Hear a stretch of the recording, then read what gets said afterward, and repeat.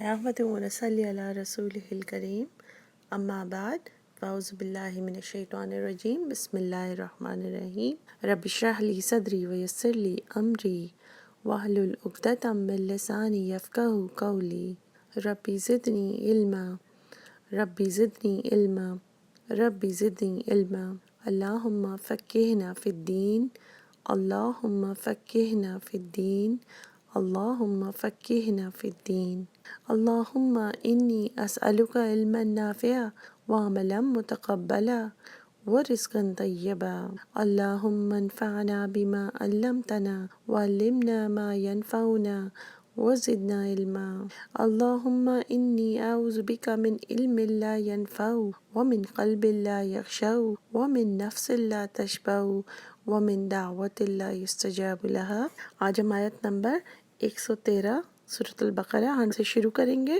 وقالت اليهود ليست النصارى على شيء وقالت النصارى ليست اليهود على شيء وهم يتلون الكتاب كذلك قال الذين لا يعلمون مثل قولهم فالله يحكم بينهم يوم القيامة فيما كانوا فيه يختلفون۔ وقالت الیہود یعنی یہود کیا کہتے ہیں؟ لیست النصارى نہیں ہے نصارہ علی شیء کچھ بھی، یعنی کہ نصارہ کے مطابق نصارہ کچھ بھی نہیں ہے یا نصارہ ٹھیک نہیں ہے، اور جو ان کے کانسیپٹس ہیں، جو ان کی سوچ سمجھ ہے نصارہ کی یہود کے مطابق، وہ بالکل غلط ہے۔ یعنی وہ ہیٹریڈ اتنا ہے کہ ان کی ایگزسٹنس کو، ان کی سوچ سمجھ کو، ان کی پرسیپشنس کو انڈرسٹینڈ کرنے کی یعنی کوئی ٹالرنس ہی نہیں ہے۔ اسی طریقے سے نصارہ کیا کہتے ہیں؟ وہ قالت النصارى، اور نصارہ کہتے ہیں لیست الیہود نہیں ہے یہود علی شیء کچھ بھی، یعنی کسی چیز پر بھی نہیں ہے یا کچھ بھی نہیں ہے۔ دونوں کو ایک دوسرے کی، حالانکہ اللہ تعالیٰ نے تو اسی سیکوینس میں وہی سارے پیغمبر بھیجے، اسی ریمائنڈرز کے ساتھ بھیجے، اور دونوں کے اوپر بکس بھی دی گئی تھیں۔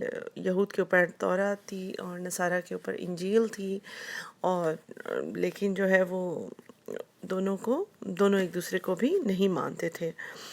اور آج کا جو لیسن ہے بیسکلی وہ کافی حد تک جو ٹاپک ہوگا نا، وہ فرقہ واریت، گروہ بندی، ٹالرنس، ریلیجیس ٹالرنس کی بھی بات ہو رہی ہے۔ آپ دیکھیں گے کہ یہود اور نصارہ اہل کتاب کے اوپر بیسکلی بات کر کے جو ہم جس طریقے سے اپنے اوپر پریکٹیکل اگزامپل لے سکتے ہیں، وہ آج کل کی ایز مسلمز جو ہمارے اندر فرقہ بندی اور یہ چیز ہے کہ کون ٹھیک ہے کون ٹھیک نہیں ہے، بلکہ یہ بھی نہیں کہنا کہ ٹھیک ہے، یہی کہ بس وہ ہے ہی غلط، بالکل وہ ہے ہی کفار۔ ٹھیک ہے، اسی آیت کا دوسرا پارٹ ہے وَهُمْ يَتْلُونَ الْكِتَابَ، حالانکہ وہ دونوں کتاب پڑھنے والے تھے، اور وہ دونوں پڑھنے والے تھے کتاب کی، یعنی یہ اہل کتاب تھے۔ اللہ تعالیٰ کہہ رہے ہیں کہ ایسا بھی نہیں کہ یہ کوئی اور لوگ تھے جن کو کوئی آئیڈیا نہ ہو کہ اللہ کی کتاب، اللہ کا کلام، اللہ کی شریعت، اللہ کے پیغمبر کیا ہیں۔ یہ سب وہ لوگ تھے جو ان چیزوں سے ایکسپوزڈ تھے۔ کذالک قال الذین، اسی طرح، کذالک یعنی اسی طرح، قال کہا، الذین تیسرے کون لوگ ہیں؟ کس نے کہا؟ لا یعلمون جن کے پاس کوئی علم نہیں، یعنی یہ دو جو قومیں تھیں یہود اور نصارہ، ان کو تو علم والی قوم کہا گیا نا، کتاب والی، یعنی جن کو اللہ نے کتاب دی تھی۔ اور اب کس قوم کی بات ہو رہی ہے؟ مشرکین کی۔ تو اس میں کہا گیا ہے کہ انہوں نے کہا لا یعلمون جن کے پاس علم نہیں ہے، یعنی مشرکین مکہ، مثل قولہم ایسا ہی قول انہوں نے بھی کہا۔ فاللہ یحکم بینہم، پس یہ اللہ تعالیٰ حکم دے گا ان کے درمیان یوم القیامہ، قیامت کے دن، فیما کانوا فیہ یختلفون جو کہ تھے جس میں وہ اختلاف میں، یعنی اللہ تعالیٰ کہتے ہیں کہ ان کے جو اختلافات تھے، جو کانسیپٹ میں کمی بیشیاں تھیں، اللہ تعالیٰ ان کے بارے میں ساری چیزیں کلیئر کریں گے آخرت میں، یا اللہ کا جب حکم آ جائے گا۔ کیونکہ یہ سب یہی باتیں کرتے تھے نا کہ یہ کچھ نہیں ہے اور یہ کچھ نہیں ہے، اور باقیوں کو کفار سمجھنا اور خود کو ٹھیک سمجھنا۔ آج آپ ہمارے اندر بھی یہی دیکھیں گے کہ جو اختلافات ہیں، جو پرابلمز ہیں، اس میں ہم لوگ یہ نہیں سوچتے کہ ٹھیک ہے اللہ تعالیٰ اختلافات دور کر دیں گے. ہم اپنا مین، جو پچھلی بار بھی میں یہ کہی تھی کہ جو مین سٹریم اسلام ہے اس کے اوپر فوکس کرنے کے بجائے ہمارا فوکس زیادہ یہ ہوتا ہے کہ غلط کون کر رہا ہے، کرٹیسائز ہم نے کس کو کرنا ہے، ہم ٹھیک ہیں اور باقی ہمیں کیوں نہیں مانتے. تو آج کا لیسن بھی اسی کے بارے میں ہے، اور اللہ تعالیٰ ایون کہ اہل کتاب اور مشرکین کے بارے میں بھی یہی کہہ رہے ہیں. اللہ تعالیٰ ان کو ان کے دعووں کے بارے میں اور ان کی جو کلیمز ہیں ان کے بارے میں اللہ تعالیٰ آخرت میں قیامت کے روز ان کا فیصلہ کریں گے.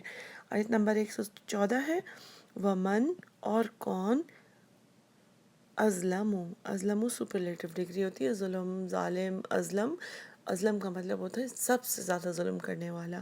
اور کون سب سے زیادہ ظلم کرنے والا ہے؟ ممن، سوائے اس کے، ممن دو ورڈ سے ہے، من سے، اس میں سے، من جو، ان سب میں سے جو ظلم کرتے ہیں، ان سب میں سے زیادہ ظلم کرنے والا کون ہے؟ جو کیا کرے؟ منع کرے کہ مساجد اللہ، مسجد میں اللہ کے کیا منع کرے؟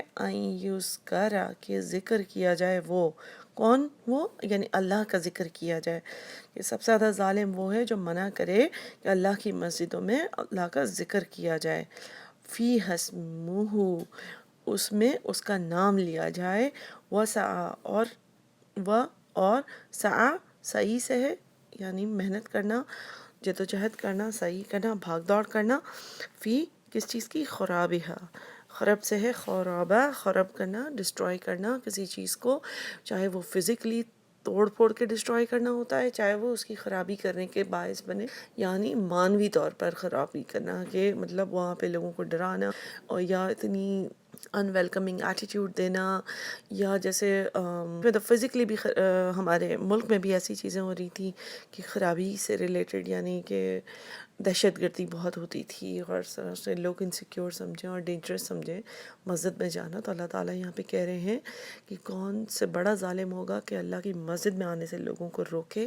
ظاہر ہے یہ لوگوں کو روکنے کے سبب بن جاتا ہے نا. اس کے علاوہ جو روکنے کے سبب ہوتے ہیں وہ کون سے ہوتے ہیں؟ ایک تو اس طرح سے بہت ساری چیزیں ہوتی ہیں کہ جیسے یہ ریلیجس انٹالرنس ہے، کہ جو فرقہ جس مسجد کو مانتا ہے تو باقی لوگ جو آ رہے یا تو آئیں گے نہیں وہاں پر، اور یا تو پھر اس مسجد کو اتنا زیادہ اللہ کا گھر بنانے کے بجائے جہاں پہ اللہ کا ذکر کیا جائے اور وہ مسجد ہر ایک کے لیے اوپن ہو، اس مسجد کو اپنے فرقے کے لیے کافی کر دینا اور باقی لوگوں کو ان ویلکم کرنا یا اتنا عجیب سا ٹریٹمنٹ دینا جو ہے وہ بھی اسی کیٹیگری میں آتا ہے. اور ہم لوگوں کو بالکل آئیڈیا نہیں ہوتا، یہ جو کر رہے ہوتے ہیں ان لوگوں اپنے آپ کو بہت ہی نیک سمجھ رہے ہوتے ہیں اور بہت بائس اور بالکل رائٹ کام کرتے ہوئے فیل کر رہے ہوتے ہیں کہ ہاں چونکہ ہم صحیح کام کر رہے ہیں باقی لوگ کافر ہیں تو ان کو یہاں پہ آنا بھی ٹھیک نہیں ہے. اور اسی طرح سے جانے والا بھی غلط کرتا ہے کہ جو مسجد کو پاپولیٹ کرنا چاہیے، آباد کرنا چاہیے، اس کے بالکل برعکس کام ہے کہ وہ سوچے کہ اچھا میں اس مسجد میں جانے کے بجائے گھر میں ہی نماز پڑھ لوں. تو بات یہی ہے کہ یہ ساری چیزیں ہم سمجھتے نہیں ہیں کہ کس لیول کا گناہ ہے. لوگ کر رہے ہوتے ہیں اس کو بلکہ الٹا نیکی سمجھ کے کر رہے ہوتے ہیں. دوسری کس قسم کی خرابی ہے، کس قسم کے طریقے ہوتے ہیں جس سے لوگ مسجد میں جانے سے ڈرتے ہیں. ہم دیکھتے ہیں کہ یہاں پہ مسجدوں میں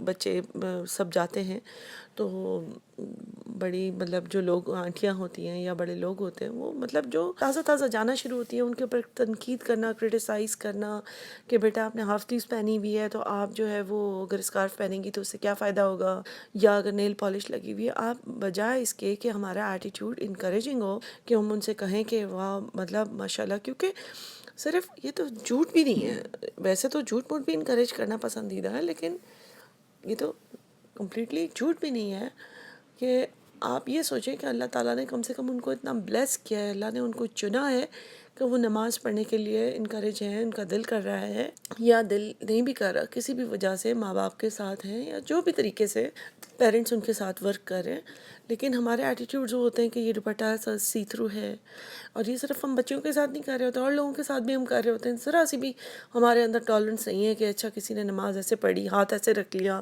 تو اس کو ٹوک دیا. ہم اللہ کے گھر میں جمع ہیں، اللہ کا گھر ہر ایک کے لیے اوپن ہے اور ہم اللہ سے دعا کر سکتے ہیں. اگر ہمارے پوائنٹ آف ویو سے کوئی اور غلط کر رہا ہے تو ہمیں اتنا ریجڈ ہونے کی ضرورت نہیں ہے کہ وہ فلانی چیز اسی طریقے سے ہونی چاہیے، کیونکہ جو انسان اگر اللہ کے مسجد تک پہنچ گیا ہے وہ انشاءاللہ اللہ تعالیٰ اسے خیر اور بھلائی کی طرف اور بھی جو ہے وہ ہدایت دیں گے. اسپیشلی کہ اگر آپ واقعی کریو کرتے ہیں، اگر آپ تڑپتے ہیں کہ کسی کو سارا علم مل جائے، تو آپ اس کے لیے دعا کر سکتے ہیں، بجائے اس کے کہ ٹوک کر ان کو اللہ کی مسجد میں دوبارہ وہ سوچیں کہ یہاں پہ میں نے آنا ہی نہیں ہے، کیونکہ یہاں پہ لوگ بہت زیادہ سخت ہیں یا ڈانٹتے ہیں یا عجیب طریقے سے دیکھتے ہیں. ٹھیک ہے نا. اس کے علاوہ ریلیجس ٹالرنس کے اوپر ہم بات کر چکے ہیں کہ لوگ پسند نہیں کرتے کہ یعنی کسی نے دالین زور سے کہہ دیا یا آمین زور سے کہا نہیں کہا تو وہ پسند نہیں کرتے، رفع یدین کر دیا، یہ بات ہم پہلے بھی کر چکے ہیں. تو اللہ تعالیٰ یہاں پہ جو ہے خاص طور پہ ان کے بارے میں کہتے ہیں کہ اولئک ما کان لہم ان يدخلوها الا خائفین، یہ وہ لوگ ہیں جن کو ہونا چاہیے داخل اس میں یعنی کہ مسجد میں کیسے الا سوائے مطلب داخل نہیں ہونا چاہیے سوائے کہ وہ خائفین، یعنی کہ وہ اللہ کے خوف سے ڈرنے کے بجائے اور کسی ریزن کی وجہ سے ایسے لوگوں کو مسجد میں نہیں ہونا چاہیے. یعنی ایسے لوگوں کو مسجد کو ڈومینیٹ نہیں کرنا چاہیے، ایسے لوگوں کو مسجد کی کام کرنے والا نہیں ہونا چاہیے جو اتنا سخت مزاج ہو، اتنا ایروگنٹ ہو، اتنا پراؤڈ ہو، اتنا غرور ہو اسے اپنے کام پہ. جب تک اللہ کا ڈر، اللہ کا خوف، اللہ کا خشوع نہ ہو تو ایسے لوگوں کو خود ہی مسجد میں نہیں ہونا چاہیے. کیونکہ یہ جو بہت ہی مغرور لوگ ہوتے ہیں مسجد میں، جو اللہ کے خوف کے بغیر ہوتے ہیں، تو وہ اپنے آپ کو اتنا زیادہ نیک سمجھتے ہیں کہ اس نیکی کے سمجھنے میں دوسروں کو دوسروں کا حوصلہ ختم کر دیتے ہیں کہ وہ مسجد میں داخل ہو. یہاں تک کہ اللہ تعالیٰ فرماتے ہیں لہم فی الدنیا خزی، ان کے لیے دنیا میں رسوائی ہے، وَلَهُمْ فِي الْآخِرَةِ عَذَابٌ عظیم، اور آخرت میں کیا ہے؟ عذاب دردناک، عظیم، بڑا، بہت ہی بڑا، عظیم. تو اسی آیت میں وَمَنْ أَظْلَمَ دوبارہ سے میں دیکھتی ہوں، اس میں روٹ ورڈز کچھ بتاتی ہوں آپ کو. اور کون ہوگا اظلم، ظالمیم ظلم سے ہے، ممن منع کا ہے میم نون آئین، مساجد کا ہے سین جیم دال، سجدے سے ہے، سجدہ بھی اسی ورڈ سے ہے سجد. ٹھیک ہے، جہاں پہ سجدہ کیا جائے. اللہ الہ سے ہے، حمزہ لام ہاں. این یو کرا ذکر سے ہے، زال کافرا یعنی ذکر کرنا اللہ کا، ریممبرنگ اللہ. فیہا اس میں، فیہا اسمہ اسم سے ہے، اسم کا روٹ ہے سین میم واو، جس کا مطلب اونچائی.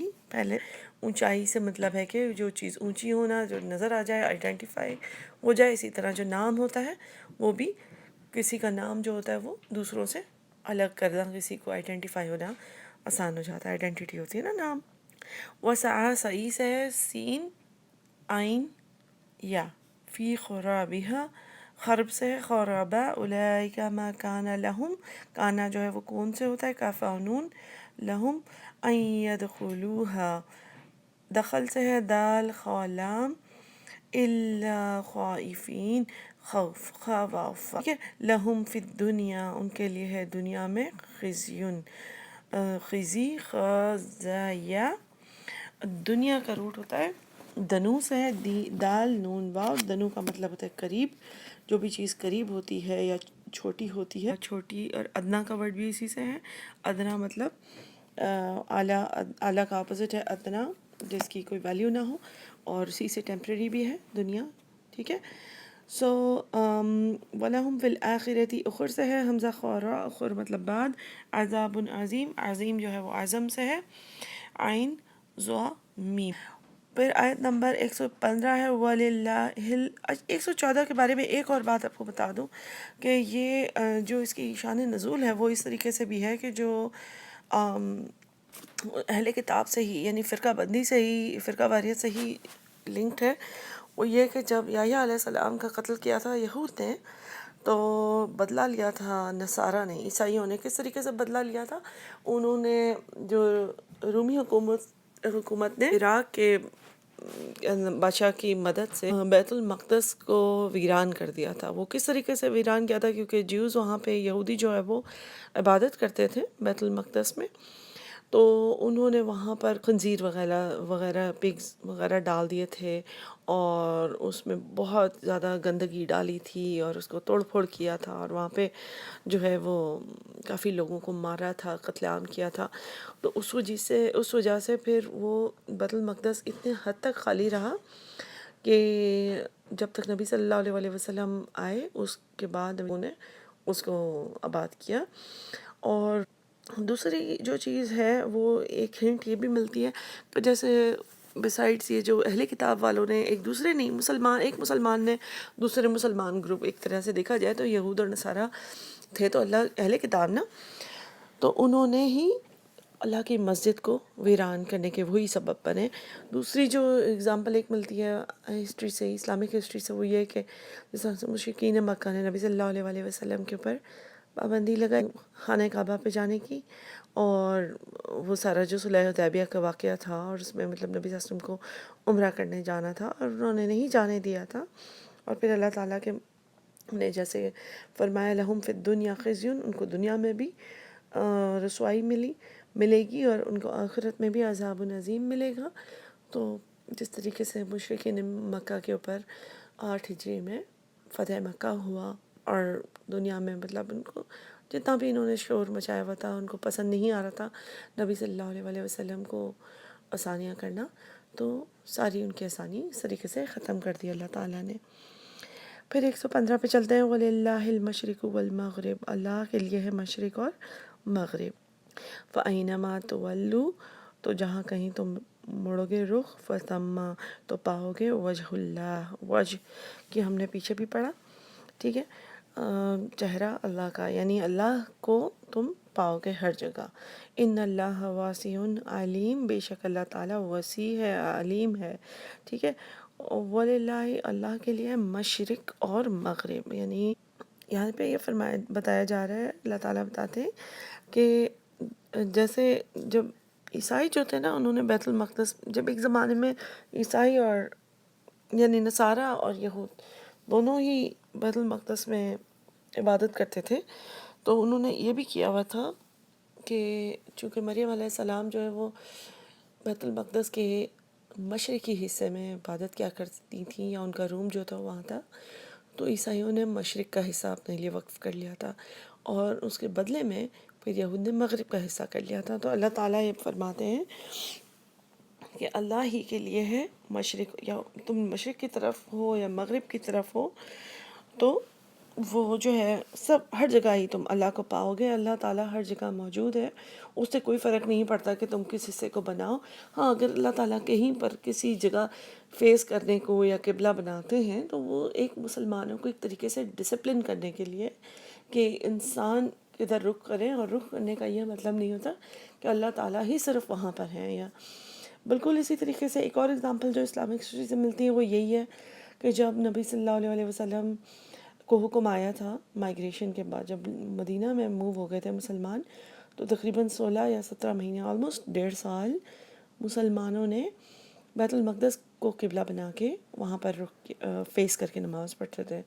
تو مسلمان جو تھے وہ کافی اداس رہتے تھے کہ ایک تو ہم نے مکہ چھوڑنا پڑا ہمیں، اور پھر ہمیں گھر بار، رشتہ دار، بزنسز، جابز، اپنے کاروبار، سب چیزیں چھوڑی، کافی لوگوں نے اپنے بوڑھے لوگ بھی چھوڑے، تو ان کو اچھا نہیں لگتا تھا کہ ان کا جو قبلہ تھا خانہ کعبہ، وہ بھی ان کو مطلب جو ہے وہ چھوڑ کے بیت المقدس کو بنانا پڑا۔ حالانکہ نبی صلی اللہ علیہ وسلم نے ان کو تسلی دی تھی کہ یہ ٹیمپریری حکم ہے اور کسی وجہ سے تھا، اور اللہ تعالیٰ جو ہے وہ اور ایک وجہ یہ بھی بتائی جاتی ہے اس کی کہ چونکہ مدینہ میں جیوز زیادہ تھے، یہود زیادہ تھے، تو بیسکلی اللہ تعالیٰ نے ان کے ساتھ ریلیشن شپس اسٹیبلش کرنے کے لیے بھی ایک بیت المقدس کی طرف فیس کروایا تھا، تاکہ تھوڑی سی ایکا ہونے میں، یونائٹ ہونے میں بھی مسلمانوں کو سپورٹ ملے۔ لیکن اس کے برعکس اکثر یہودوں نے تو اس چیز کو پسند کیا، لیکن اکثر یہودیوں نے اس کے برعکس مسلمانوں کو خوب تانے دینا شروع کر دیے، اور جس طرح کہ ہم نے پیچھے بھی آیت کے بارے میں پڑھا تھا، منسوخ والی آیت کے بارے میں، تو مسلمانوں کو خوب اس چیز کے اوپر بھی پریشان کیا، اور جو نئے مسلمان تھے ان کے دل کافی خراب کرنے کی کوشش کی کہ یہ کیسے ہو سکتا ہے کہ کبھی تمہارا اللہ جو ہے وہ ادھر فیس کرنے کو تمہیں کہتا ہے اور کبھی ادھر فیس کرنے کو کہتا ہے؟ تو اللہ تعالیٰ اس آیت میں فرماتے ہیں اللہ ہی کے لیے ہے مشرق اور مغرب۔ یہ جو ہوتے ہیں وہ ٹیسٹ ہوتے ہیں انسانوں کے اوپر کہ اللہ تعالیٰ کیا حکم دیتے ہیں۔ جس طریقے سے ایک ڈاکٹر ہوتا ہے وہ کہتا ہے کہ یہ دوائی صبح کھانی ہے اور یہ شام میں کھانی ہے، تو پھر جب حالات ایک دو ہفتے کے بعد چینج ہوتے ہیں تو وہ اس کے ٹائمنگز بھی چینج کر سکتا ہے، خوراک بھی چینج کر سکتا ہے۔ تو ہم ڈاکٹر کو تو مانتے ہیں، ہم کہتے ہیں کہ اچھا ڈاکٹر نے ایسے کہا ہے، کتنے گھنٹوں کے بعد کھانے کو کہا ہے۔ اسی طریقے سے ہم مسلمان اللہ کو کویشچن فوراً کرنے لگ جاتے ہیں، اور مطلب جس طرح نماز پڑھنے کے لیے بھی اللہ تعالیٰ نے جو وقت بتائے ہیں، ہم یہ تو نہیں کہتے جا کر کہ ڈاکٹر ہم ایک ہی دفعہ ساری کھا لیں دن میں ایک پوائنٹ پر۔ ہم کو جو ٹائمنگز انہوں نے دیے ہوتے ہیں ہم ریلیجسلی اس کو فالو کرتے ہیں کہ ہم نے کیا چیز کب کھانی ہے، کون سی چیز سے پہلے پانی پینا ہے، کھانا کھانا ہے، کیا کرنا ہے کیا نہیں کرنا۔ لیکن نماز ہمارے لیے 5 وقت اللہ نے رکھا ہے تو ہم اس کو فالو نہیں کرتے، اور جو ہے پھر ہمارے جو دل کی بیماریاں ہوتی ہیں ان کے اوپر ہم پریشان ہوتے ہیں کہ ہمارے اندر یہ بیماری ہو گئی ہے، ہمارے بچے ایسے ہیں، وہ کرتے ہیں، یہ کرتے ہیں، ہم کیسے سب ٹھیک کریں۔ تو یہ 5 وقت ایک پرسکرپشن ہے، میڈیکیشن ہے ہمارے لیے، جو ہمیں ہمارے گناہوں سے دور رکھنے کے لیے ہے، ہمیں ہمارے باڈیز کو، دماغ کو، دل کو صاف کرنے کے لیے ہے۔ بہرحال بات ہو رہی تھی اللہ تعالیٰ کی طرف سے ٹیسٹ، کہ جو بھی اللہ کا حکم آتا ہے جتنے عرصے کے لیے بھی آتا ہے اس میں بھی اللہ کی مصلحت ہوتی ہے۔ تو اللہ تعالیٰ اس میں فرماتے ہیں کہ تم جہاں کہیں بھی منہ موڑو گے، یہ مسلمانوں کو تسلی دینے کے لیے بھی کہ اللہ تعالیٰ تو ہر طرف ہے، یہ صرف تمہارے لیے ٹیسٹ ہے، ٹیمپریری وقتی طور پر ہے، یہ وہاں پہ فیس کرنا ہے۔ ان اللہ واسع علیم، اور اللہ تعالیٰ وسیع ہے، یعنی اللہ تعالیٰ وسعت والا ہے، اور اللہ تعالیٰ سب کچھ جاننے والا ہے۔ تمہارے لیے اللہ تعالیٰ اس چیز میں بہت ثواب رکھے گا۔ کچھ مفسرین کی رائے ہے کہ یہ جو آیت نمبر 115 ہے وہ منسوخ آیات میں سے ہے، یعنی میں نے آپ کو بتایا تھا نا کچھ منسوخ آیات ایسی بھی ہیں کہ جس کی جو قرآن میں موجود ہیں لیکن ان کا بیسکلی اب وہ نہیں ہے، معنی کوئی باقی نہیں، معنی اس طریقے سے باقی نہیں ہے جیسے ہمیں اس کو فالو کرنے کے لیے۔ تو اب جو ہے اس زمانے میں ایک یہ بھی الاؤ تھا کہ اگر آپ کو قبلہ ڈائریکشن نہیں ملتی، اگر آپ سفر میں ہیں، اور اب تو ہمارے پاس کمپسز بھی ہیں، ایپس بھی ہوتی ہیں، لیکن یہ منسوخ آیات میں سے ایک ہے۔ اور ویسے بھی اس کا مطلب یہ نہیں ہے کہ آپ قبلہ بالکل ہی نہ ملے ہمیں اور ہم کہیں پر بھی فیس کریں، سوائے اس کے کہ نماز کا وقت جاتا رہا اور ہم ایسی جگہ ہوں جہاں پہ ہمیں قبلہ معلوم کرنے کا کوئی طریقہ نہ ہو، جیسے سفر میں ہوں، ٹھیک ہے۔ اور اٹس بیٹر کہ کہیں پر بھی ہم فیس کر کے نماز پڑھ لیں، بجائے اس کے کہ ہم اس سوچ میں یا اس انتظار میں کہ ہمیں قبلہ پتہ چلے تو پھر پڑھیں۔ لیکن ہاں اگر کچھ نمازیں ہوتی ہیں جن کا ٹائمنگ لمبے ہوتے ہیں، عشاء کی نماز ہوتی ہے یا ظہر کی، تو اس میں کوئی آپ ویٹ کر سکتے ہیں، گھر آ کے نماز پڑھ سکتے ہیں۔ لیکن اکثر ہم ہوائی جہاز کے یا پانی کے جہاز کے سفر میں یا ٹرین میں ہیں اور یہ اس کا قبلہ رخ ہونا سمجھنا ہے، تو اس آیت کی ایک تفسیر یہ بھی ملتی ہے کہ ہم کسی بھی طرح فیس کر کے پڑھ سکتے ہیں، صرف اس وقت جب ہمیں قبلہ ڈائریکشن ملنے کی کوئی طریقہ نظر نہ آ رہا ہو اور نماز کا وقت چلے جانے کا ڈر ہو، ٹھیک ہے۔ وقالو، آیت نمبر 116، وقالو اتخذ اللہ، اور انہوں نے کہا، کنہوں نے کہا؟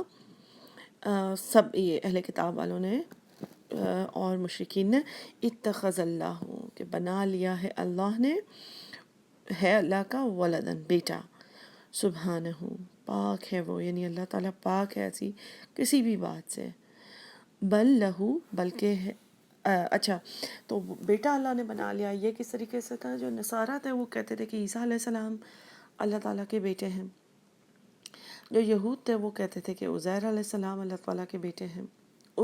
سارے یہود نہیں کہتے تھے، ان میں سے ایک طبقہ تھا، جیسے ایک فرقہ ہوتا ہے نا، یہ کچھ اس بات کو ماننے والے ہوں، کچھ اس بات کو، اور اسی طریقے سے مشرکین مکہ جو ہے وہ کہتے تھے کہ جو فرشتے ہیں وہ اللہ تعالیٰ کی بیٹیاں ہیں۔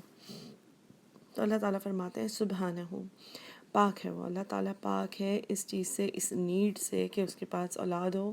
اللہ تعالیٰ پاک ہے اس چیز سے کہ وہ کسی کے اوپر ڈپینڈنٹ ہو. اللہ تعالیٰ کو جو آگے اسی آیت میں بتایا گیا نا، بل لہو، بلکہ اس کے لیے ہے ما فی السماواتی، جو کچھ آسمانوں میں ہے، والارض، اور جو زمین میں ہے. تو جس کے لیے آسمان اور زمین صرف نہ ہو بلکہ ہر چیز جو آسمانوں میں ہے اور ہر چیز جو زمین میں ہے جو اس کے لیے ہے، تو پھر اسے اولاد کی کیا ضرورت ہے کہ وہ اولاد بنائے اور اپنے کوئی کام کے لیے اس کے اوپر ڈیپینڈنٹ ہو. ٹھیک ہے. کلہو قانتون، اور اسی کے لیے ہے تمام، یعنی کہ اللہ تعالیٰ کی قناعت، اللہ تعالیٰ کی فرما بردار ہے، اللہ تعالیٰ کو سبمٹ کرنے والے ہیں سب. یعنی زمین اور آسمان صرف اللہ کی ہے نہیں، بلکہ اس کے اندر جو جو چیزیں وہ اللہ تعالیٰ کی فرما بردار ہے، اللہ تعالیٰ کو مانتی ہے. ٹھیک ہے. تو ہم کہتے ہیں نا کہ جیسے جانور اور جاندار اور برڈز بھی اللہ تعالیٰ کی تسبیح کرتے ہیں، اسی طریقے سے ہر چیز، ہر کریشن جو اللہ تعالیٰ کی ہے وہ اللہ تعالیٰ کی ماننے والی ہے، اللہ تعالیٰ کو سبمٹ کرنے والی ہے. ٹھیک ہے.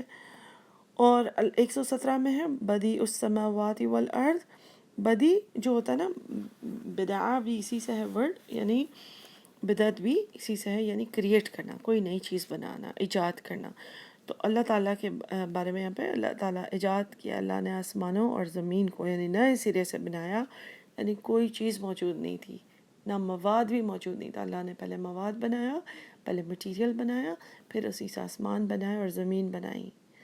ٹھیک ہے. وَإِذَا، اور جب قضا حکم دیتا ہے، امرن کسی کام کا، امر سے نا حمزہ میم را، امر حکم بھی ہوتا ہے اور پروجیکٹ بھی ہوتا ہے. تو اللہ، اور جب وہ حکم دیتا ہے امرا کسی کام کا، فَإِنَّمَا، پھر یقول لہو، وہ کہتا ہے اس کو، کن، اللہ تعالیٰ کہتے ہیں کن فیکون، پس یا وہ کون ہو جاتا ہے. ٹھیک ہے. تو میں دوبارہ اس کا بریک اپ بتا رہی ہوں. پس یا وہ کون ہو جاتا ہے. اللہ تعالیٰ نے بالکل اسکریچ سے سب چیزیں بنائی ہیں، اور آسمان بھی اور زمین بھی. اور یہ اسی کا جواب ہے سبحانہ، کہ آگے اللہ تعالیٰ نے جو فرمایا کہ اللہ کے لیے آسمان اور زمین ہے، اور اس کے اندر ہر چیز بھی اسی کی ہے، اور ہر چیز اسی کی فرما بردار بھی ہے. اور اللہ تعالیٰ بتا رہے ہیں کہ کیسے ہوئی آسمان اور زمین میں سب چیزیں اس کی، کیونکہ اللہ تعالیٰ نے سب چیزوں کو اسکریچ سے بنایا ہے، نئے سرے سے بنایا ہے. اور جب اللہ تعالیٰ کسی چیز کو بنانا چاہتا ہے تو اس کے لیے کوئی پروسیس کرنا ضروری نہیں ہے. اللہ کے لیے اتنا آسان ہے کہ وہ کہے گا کن، تو بس پھر وہ چیز ہو جائے گی. کن کا مطلب ہے ہو جانا، اس کا روٹ ہے کاف واو نون. انٹرسٹنگ ہے نا کہ ورڈ 2 حرفوں کا ہے اور اس کا روٹ 3 حرفوں کا ہے. اور بدی و بدع سے ہے، بعد العین. سماوات سمو سے ہے، سین میم واو، وہی اسم والی روٹ ہے اس کا، یعنی اونچائی. ارض حمزہ را ضاد نیچے، زمین. قضا امرن فإنما یقول له کن فیکون. ٹھیک ہے. تو اب اللہ تعالیٰ کے لیے جب کوئی چیز بنانا مشکل نہیں ہے، کوئی چیز کرنا مشکل نہیں ہے، کسی کو فرما بردار بنانا مشکل نہیں ہے، تو یہ جو انسانی ڈپینڈنسیز ہیں، بیٹا ہونا یا اولاد ہونا، اس کی اللہ تعالیٰ کو ضرورت نہیں. بس اللہ تعالیٰ یہاں پہ کانسیپٹس بتا رہے ہیں جو ڈفرینٹ فرقوں کے تھے، کہ وہ کیا اپنی طرف سے باتیں بناتے تھے. کوئی کہتا تھا کہ ہمارے پاس اللہ کا بیٹا ہے، کوئی کہتے تھے کہ ہم اللہ کے سب سے پسندیدہ قوم ہے، جیسے یہود لوگ کہتے تھے کہ ہم اللہ کے لاڈلے ہیں، ہمیں آگ نہیں چھوئے گی. ٹھیک ہے. نصارہ کہتے تھے ہمیں اللہ تعالیٰ نے اپنا بیٹا بھیج دیا جس نے ہمارے سارے گناہ لے لیے ہیں. اسی طرح مشرکین کہتے تھے کہ ہمارے پاس خانہ کعبہ ہے. تو ہر ایک کے اپنے کانسیپٹس ہوتے ہیں، اور اللہ تعالیٰ اسی چیز کو منع کر رہے ہیں. فرقہ واریت کی وجہ سے مسجدیں ویران ہوتی ہیں، لوگ آپس میں لڑتے پڑتے ہیں.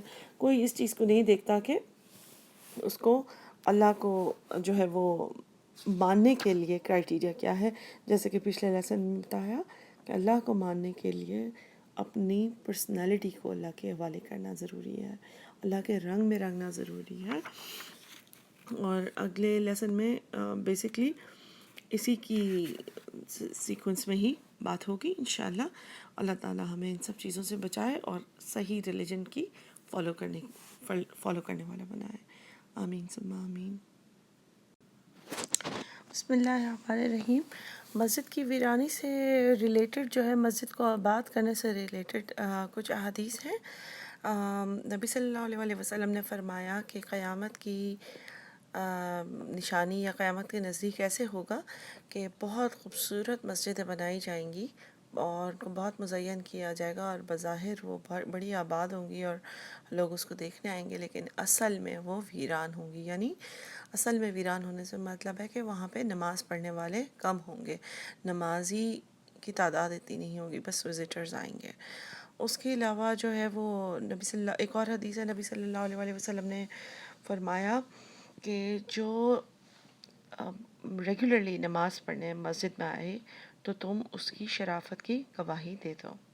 یعنی کہ جو ہر وقت نماز پڑھنے کے لیے مسجد میں آتا جاتا دکھائی دے تو گویا تم اس کی شرافت کی گواہی دے سکتے ہو کہ وہ نیک انسان ہے.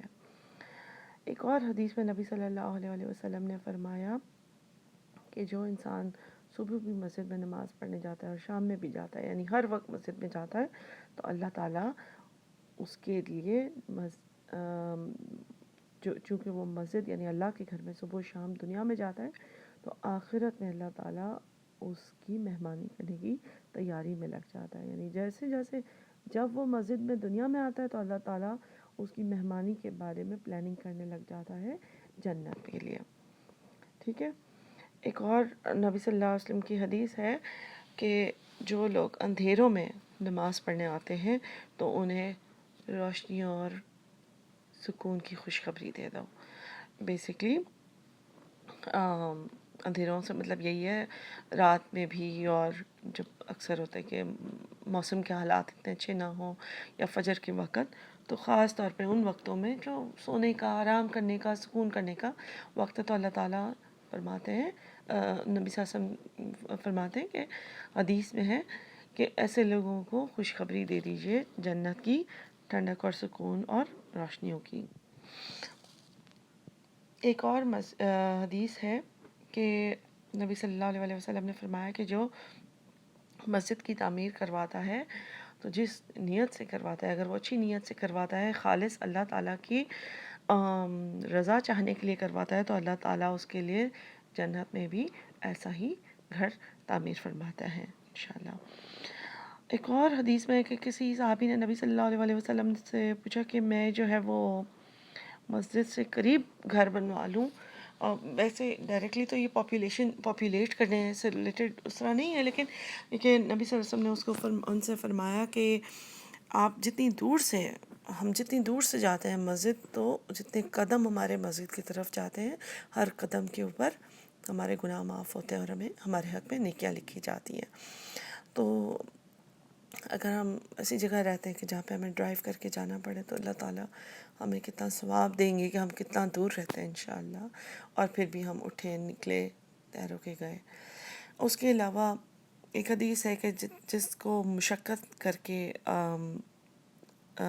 بیسیکلی 3 چیزیں ہیں جس کا بہت زیادہ ثواب ہے. ایک تو یہ کہ محنت کر کے، مشقت کر کے وضو کرنا، یعنی سردیوں میں یا بیماری میں، اور ایک مسجد جا کے نماز پڑھنا، اور ایک اور اسی طریقے کا کوئی کام تھا جس میں نبی صلی اللہ علیہ وسلم نے فرمایا کہ بہت زیادہ اجر ہے ایسے لوگوں کے لیے جو ان چیزیں، کیونکہ اس میں مسجد جا کے نماز پڑھنے میں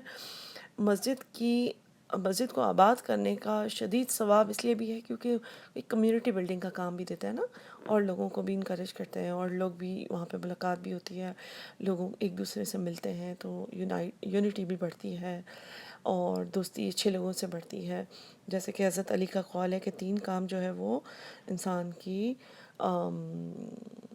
شرافت کی گواہی دیتے ہیں، 6 کام دیتے ہیں. 3 جو ہے وہ سفر کے ہیں اور 3 حضر کے ہیں. حضر یعنی کہ گھر میں ہونا یا جہاں پہ ہوتے ہیں. 3 جو حضر کے ہیں، گھر کے کام ہیں، وہ ہیں قرآن پڑھنا اور مسجد میں جا کے نماز پڑھنا اور ایسے دوستوں کے ساتھ ملنا اور ان کے ساتھ گروپ بنانا جو اللہ کے کاموں میں آگے بڑھ کر حصہ لیں. اور اسی طریقے سے جو 3 سفر کے کام ہیں وہ یہ کہ اپنے ساتھیوں پر خرچ کرنا، یعنی کہ جو خرچ نہ کر سکتا ہو اپنے کھانے پینے پر، ان کے اوپر کھانے پینے پر خرچ کرنا. اور دوسرا یہ کہ ان کے ساتھ اچھی دین کے اوپر گفتگو کرنا، یعنی سفر میں بھی سفر کو بھی اس طرح سے بنانا. اور تیسرا یہ کہ خوشگوار انسان ہونا، یعنی پولائٹ اینڈ پلیزنٹ ہونا.